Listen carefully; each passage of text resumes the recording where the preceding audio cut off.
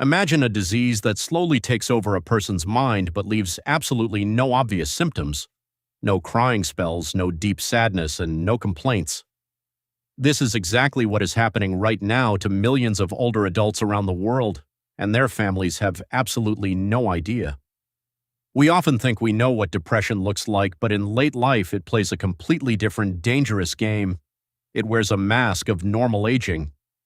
What if the changes you are seeing in your parents or grandparents right now aren't just them getting older?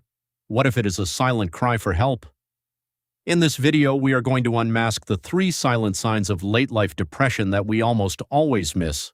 By the end of this, you will know exactly how to spot these hidden signals, save your loved ones from quiet suffering, and understand a bizarre behavioral shift that most doctors actually misdiagnose as dementia. But before we get to that shocking revelation, we need to understand how the trap closes in. Let me tell you about a man named Arthur. Arthur was 72, a retired engineer who loved talking about history, playing cards, and keeping up with his old friends. But slowly, over a few months, Arthur stopped calling. When his daughter Sarah asked him why he wasn't joining his weekly card game anymore, Arthur just smiled and said, "I am just tired, Sarah. My body isn't what it used to be." Sarah accepted this.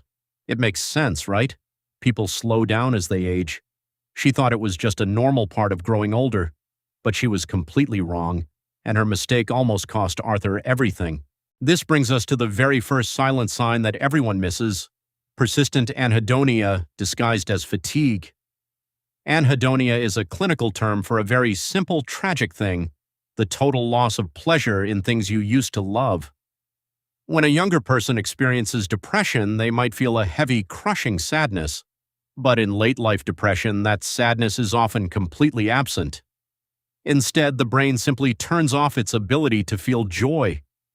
An older adult won't say, "I am depressed." They will say, "I am just tired," or "I don't feel like it today." They drop their hobbies, they withdraw from friends, and they blame it on physical aging.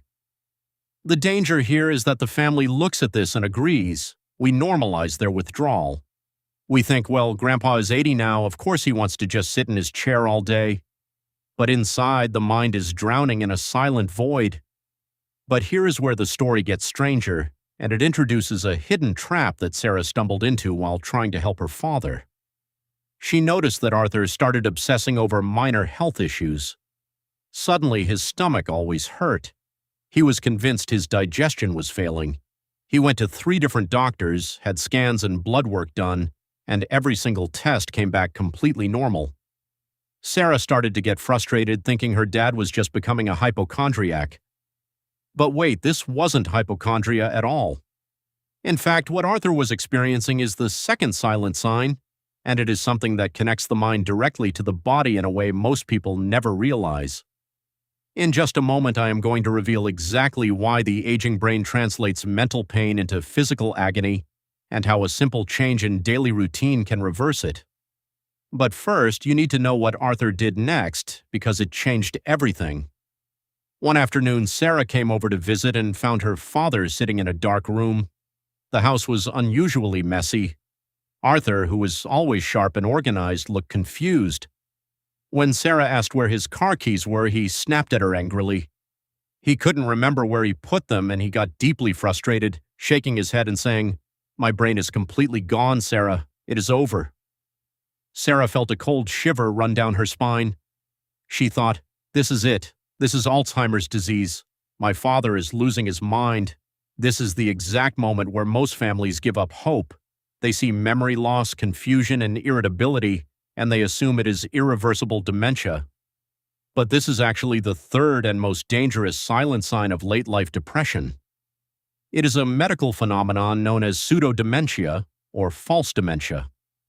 When late-life depression hits the brain, it severely impairs executive function, memory, and concentration. The brain literally slows down its processing speed. To an outsider, it looks identical to dementia.